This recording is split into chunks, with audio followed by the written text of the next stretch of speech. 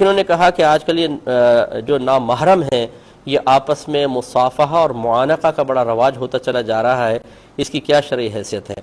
تو بالکل واضح سے شرعی حیثیت ہے کہ جو شریعت نامحرم مطلب مرد کو عورت اور عورت کو بری نظر کے ساتھ مرد کو دیکھنے کو منع کرتی ہے، نظر کا حکم اتنا سخت ہے، تو پھر مصافحہ کرنا، پھر معانقہ کرنا، اور آج کل ایک اور بدعت قبیحہ نکل گئی ہے گال سے گال ملانا۔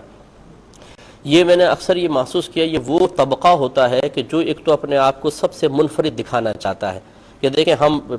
دین کی پابندیوں کو برداشت نہیں کرتے، ہم پرانے لوگ نہیں، ہم نئے لوگ ہیں۔ یہ ان کے اندر ایک احساس کمتری ہوتا ہے، جس احساس کمتری کو ختم کرنے کے لیے اس قسم کی اونچی حرکتوں کی طرف آ جاتے ہیں، اور پھر دوسروں کو حقارت کی نگاہ سے دیکھنے کہ یہ چونکہ نہیں کر رہے تو یہ بیکورڈ لوگ ہیں، ہم ہیں ماڈرن لوگ اور ہم نے دیکھو یہ کارنامہ کیا ہے۔ اور ان کو جب سمجھایا جائے تو کہتے ہیں کہ بھئی اب ہمیں ہماری زندگی ہماری دنیا میں رہنے دیں، آپ وہی پرانے رسموں پہ چلتے رہیے۔ لیکن ان سے میں گزارش کرتا ہوں ذرا میدان محشر کا تصور ذہن میں لائیں، سب ختم ہو چکا ہے، آپ اللہ کی بارگاہ میں کھڑے ہیں اور وہاں پر شریعت کے مطابق حساب و کتاب ہوگا، آپ کے بنائے ہوئے رولز کے مطابق، آپ کی دنیاوی رسومات اور آپ کے بنائے ہوئے قوانین کے مطابق نہیں ہوگا۔ اس وقت یہ مصافحہ کرنا، نامحرم سے گلے ملنا اور معاذاللہ گال سے گال ملانا کس قدر عذاب کا سبب بنے گا، اور جن لوگوں کو آپ ان امور کی بنا پر اپنے آپ کو منفرد اور اپر لیول پر اور دوسروں کو حقارت کی نگاہ سے دیکھ رہے تھے، جو ایسے کام نہیں کر رہے تھے،